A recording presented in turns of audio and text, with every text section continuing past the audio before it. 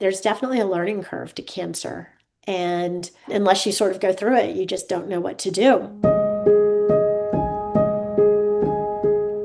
In 2012, I started to feel unwell. I had always been a really active individual, a very active mom, played the sports that my kids played, I ran, and I just couldn't imagine what it was.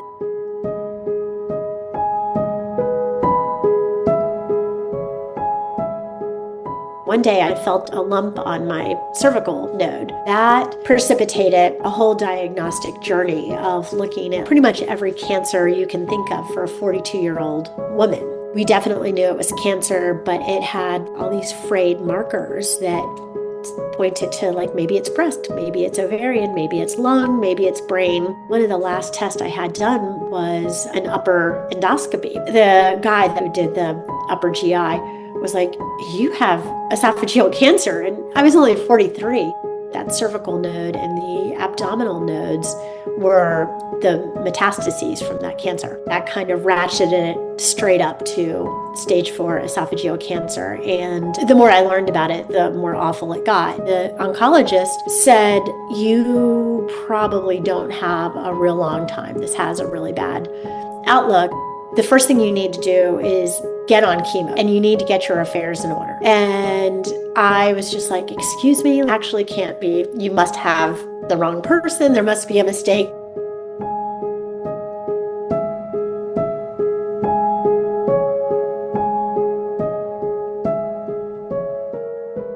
People just dismiss you, like, "Sorry, you're crazy. You can't have that." And I was like, "But I'm outside, like, running, cutting the grass. How can you tell me that I'm not healthy enough?"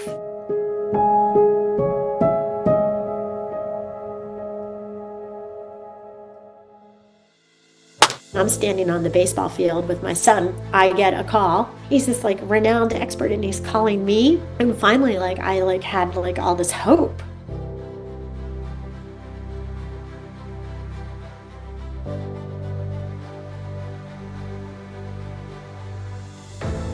This is where the story comes full circle. They tested me for my MSI status. I was MSI high, and that explained all of the frayed markers that I had in my cervical and my abdominal nodes that did not match at all.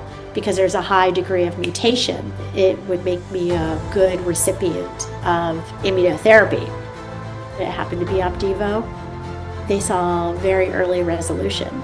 So they knew that it was working. With every interval scan, there was further resolution.